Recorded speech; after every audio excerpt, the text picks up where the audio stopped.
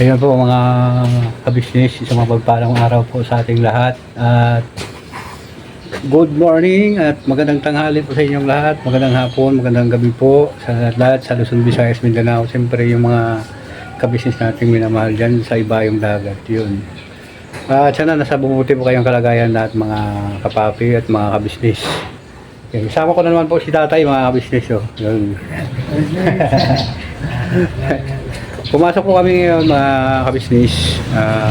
Nung ano po pala, nung pumunta kami sa ni Papa dun sa sa may lulong Bulacan, ano po, hindi kasama si atay kasi delikado po yung bangka, ano po mga kabisnes, baka tumalon eh. Joke lang po. Ngayon, sinama ko po siya ngayon ng pasok kasi dahil ano po mga business yung dito amin puntahan kaya naman siya. Tsaka mayroon po kaming ay medyo ayan ayan po mga business Ano po mga business, magpalang araw po. ayan, ang daming naman kasi nanood yung mga kabisnes natin, mga kapatid dito sa amin. Maraming salamat po. Ayan po mga business ayan medyo Kagwang Junior yun. Yes po. At saka siyempre po ng mga business nung time hindi ka nakapasama-sama ni Pops, yung saan ka pa nun? Sabado. Sabado, pumunta po kami ng yun, Binuangan. Binuangan po. Ayun, dun sa Binuangan, sakay kami ng bangka, ang ganda. Ang dami pong mga maliliit. Tsaka ang babait ng mga tao pala dun.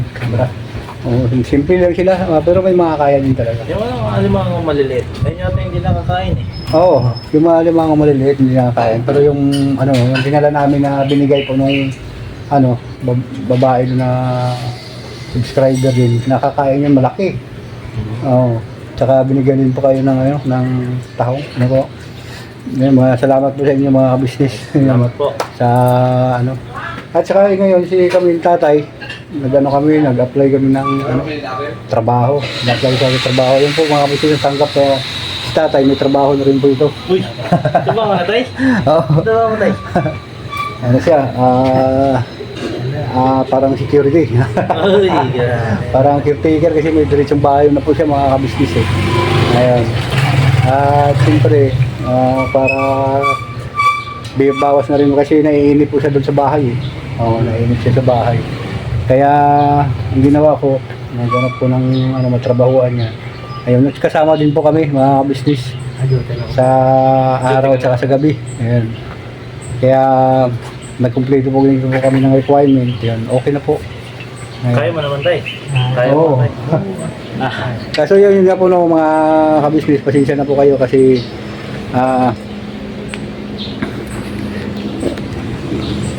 yun nga yun ang sabi ng mga kabisnes natin na daw dapat sa tatay hindi na magtrabaho po kaso lang Kaya ko pa rin.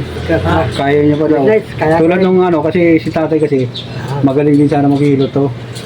Ay, may mga magaling din sa tatay maghihilot nanghihilot din mo sa tatay mga kabisnes kasi yun na nga ang tradisyon ng family. Kasi si tatay kasi may may kababalaghan ako ito din sa buhay yan. Kaya po ng mga kabisnes. Totoo talaga yun kasi si tatay kasi may kapatid doon na hindi ordinaryong tao. Oh, totoo yan. Di ba tay?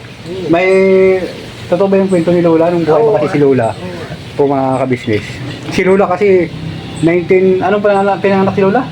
1912. 1912 tapos nawala siya 2015. Oh. Ibig sabihin, nasa 100 taon siya. 100 taon yung edad niya, di ba tayo? O mahigit. Ganon. Tapos, ang kwento ni Lola, nung nanganak daw siya ng bata na ang haba ng mga balahibo. Oo. Asan eh? 3 araw na nung pinanganak niya, sabi ni Lola, nawala daw si Lola tapos nabuhay si Lola kasi di ba sa probinsya 3 araw lang ang nabuhay naman si Lola tapos yung bata naman yung nawala tapos nung anytime na nawala si Lola ito na kagad yung lumabas tatay kaya Kaya yung itsura ng mga kabisnes, oh. Okay lang. Kailangan lang. Dwindi po ito.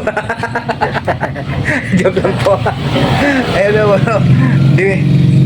Kaya yung height niya, kaya yung ibang tao po mga kabisnes, nagtaka bakit si tatay sobrang liit, tapos kami na mga anak niya lalaki. Kasi yung nanay ko po kasi, mga business, ang laking babae, mga De La Cruz family yun. Mga De La Cruz family, nasa ano po sila ng Masbate. Hindi ko kasi ano talagang anong kabisado yung ano nanay dyan eh. Sa Masbate, kung sino yung tatay niya, sino yung nanay niya. Basta doon siya yung ano sa ano sila, sa Palanas. Yun. Sa ano, papuntang, hindi ko lang alam, Katmon, dadaan po doon ng Katmon yan, Barayong, no tayo? Tapos, Kampangdan, tapos Aroroy. Kaya po, mas bate. Oh, Masbate. Ayun. Tapos mayroon pa yung ano Masilang eh, balang po eh. Mayroon pa yung Hagunoy yan. Hindi ko lang alam kung ano pong mga lugar na yun, mga kabisnis. Malapit din doon sila sa ano eh, balanta ng gas ba yan? Ayun. Sige talo. Ayun nga po ng mga kabisnis at ayun nga po ng mga kabisnes, balik po tayo. At dito nga po ako ngayon sa ano sa bahay ni tatay kasi hindi ko siya kasi sinama kanina pagbalik namin kanina ni kuya. Kasi pumunta po sila dito ni kuya kanina po mga kabisnes. Tsaka yung kasama yung mga kapatid kong bago. At yun nga. Si tatay parang nagtampo yata sa akin mga kabisnes. Kasi hindi siya sinama. Ano tayo, nagtampo ka tayo? Ayan. Ayan. Diyan po siya mga kabisnes, oh. Malungkot siya. Ay sorry po. Ayun po kasi mga kabisnes kanina, mayroon po sana kaming lakad ni tatay ngayon po mga kabisnes, kasi pupunta po ako dun sa sa anak ko sa Bulacan kasi para doon kami magkakain mga kabisnes. Kaso lang problema, napakalakas pa ng ulan kaya basang basa po ako mga kabisnes. Kaya wag ka na magtampo tayo kasi kung nagsama ka sa akin basa ka rin ngayon. Ayan po mga kabisnes, basa ako kasi bigla pong umulan dito sa Caloocan mga kabisnes. So ayun, parang nagdaramdam siya tayo mga kabisnes. Kaya bukas sama tayo uli, huwag kang mag-alala tayo. Kaya doon man tampuhin yung tatay talaga. Iniwan ko lang na sandali eh. Huwag mag-alala, bukas magkasama pa rin tayo, maghapon tayo. Tsaka yun nga, tsaka po yung mga kabisnes, yung ulan kasi pabigla-bigla na bumagsak. Di sana medyo masama din yung tama ko dun sa ulan. Kasi yun nga. Pero ang po namin talaga kanina, ang plano po namin kanina ni tatay, sa akin ang plano, pupunta po kami ng Bulacan kasi doon sa mga nabasa ko na sa mga komento ng ating mga kabisnes, nakalimutan ko na daw yung anak ko doon sa Bulacan at kung wala daw akong i-vlog, mga apo ko daw at saka anak i-vlog ko doon mga kabisnes. Doon sa mga nagkomento doon sa vlog ko sa sa bahay ni Bong nung sabi nila wala daw ako maging content, hindi tamad daw ako mga kabisnes. Hindi ako tamad mga kabisnes sa pagbablog. Hanggang dito lang kasing kakayahan ko talaga. Yun na sinasabi ko sa inyo na bigyan nyo ako ng unawa dahil kapos tayo sa kaalaman pagdating dyan mga kabisnes. Diba? Diba tayo? Ayan. Sana kung kayo po tapos man sa mga pag-aaral, maintindihan niyo po yung kunti lang ang pinag-aralan mga business, diba? At hindi ko kayo kalibil, kumbaga, yan ang nakarating sa aking kaalaman. Yan lang po yung kasi tawag nito, kung nanonood kayo sa channel ko, ang gabi ginagawa kong umaga sa pagtatrabaho, kaya hindi po ako tamad mga kabisnes.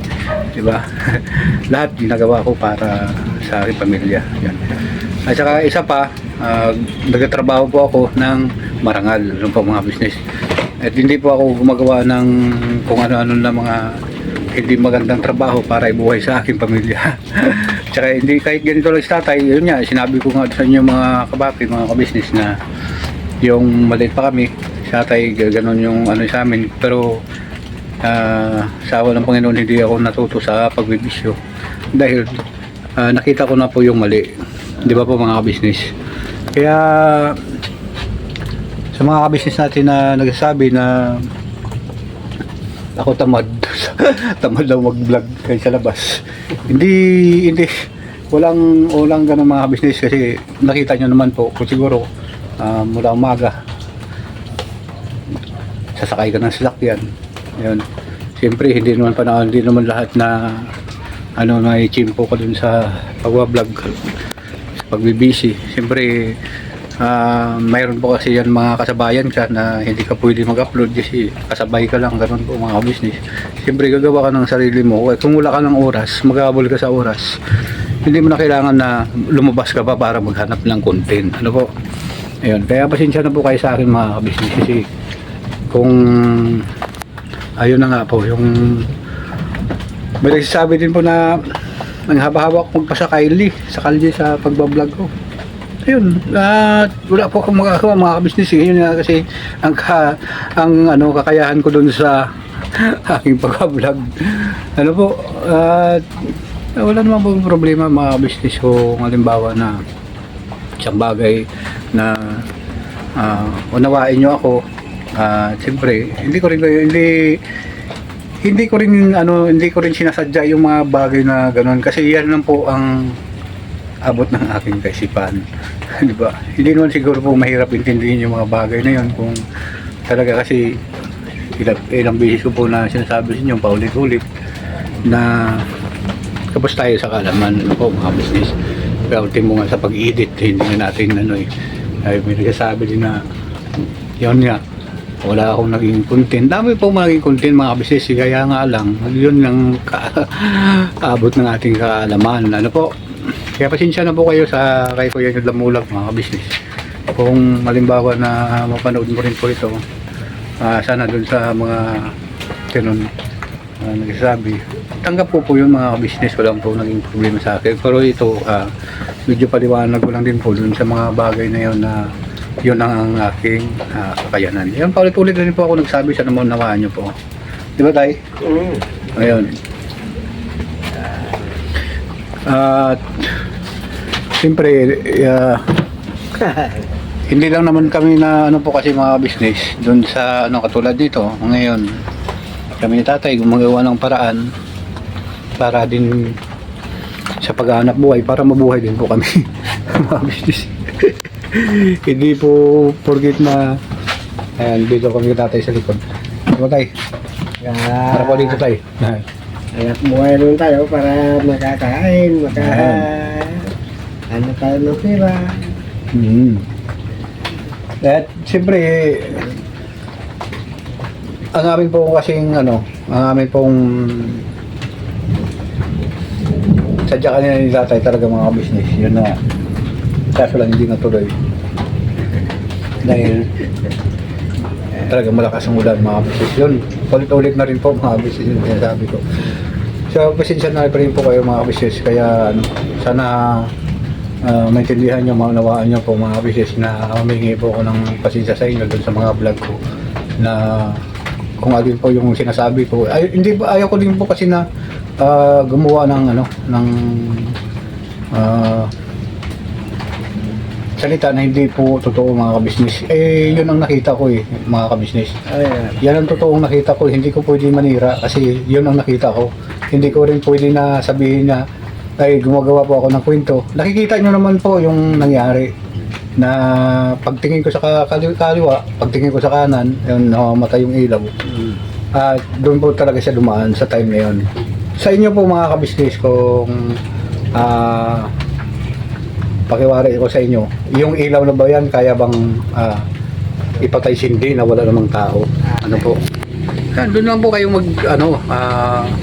magbabase sa gano'n na Wala naman po akong kasama doon. Nakita nyo naman po, sarado, di ba? Sarado yung bahay. Ano po mga kabisnes? Tapos, yun nga, yung tingin ko sa una-una sa kaliwa. Tapos pagtingin ko sa kanan, yun, didimdim. Kasi pagladaan ng puti, gano'n mga kabisnes. Makita nyo naman din po yun sa camera nag-reflect siya sa camera nang dumaan sa akin eh. Hindi na nakaputi eh.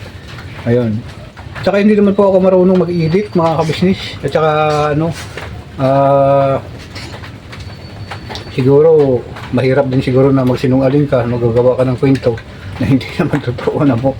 Sa tagal ko din, kahit ako po, hindi naman ako mananiwala doon sa mga ganun kasi mananampalataya tayo eh. Ibig sabihin, hindi po ako naniniwala doon. Yun ang nakita ko eh. Ano gagawin natin? Ano po? Kakita nyo po ba na minsan doon sa mga bagay na yun na na magsasalita na hindi totoo. Ano tayo? Siyempre, masisira po tayo noon, mga kabisnes namin na mahal. Pero pasensya na po kayo. At yun ang ang aking na-experience dun sa bahay. Kasi mayroon din nagsabi sa akin na matagal na kasi hindi natira yung bahay, yun na po.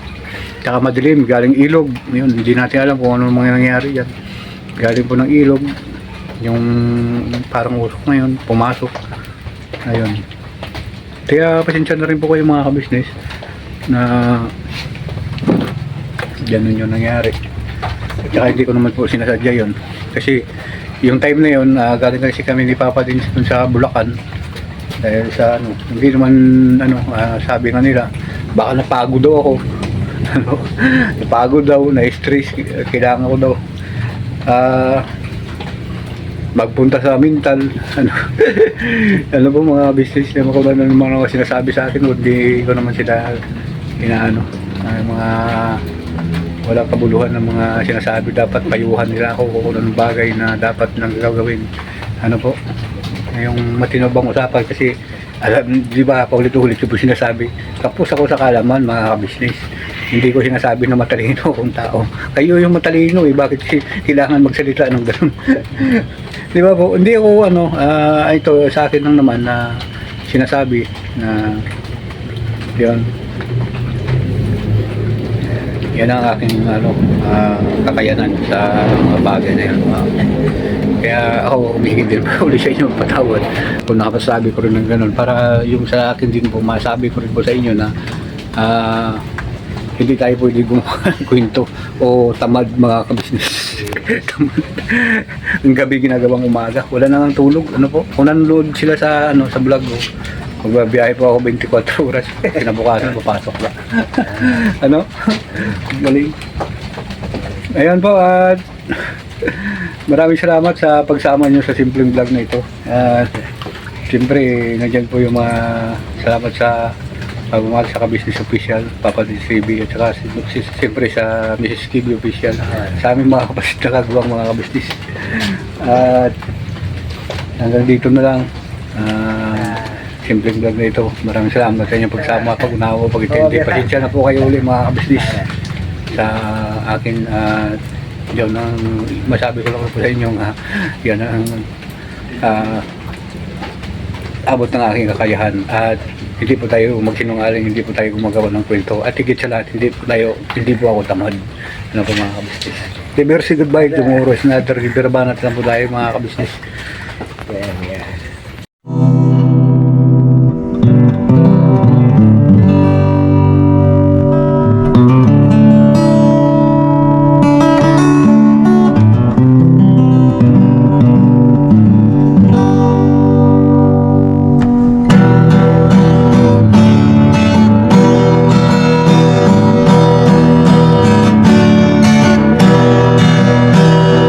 Tayong lahat ay magkakasama.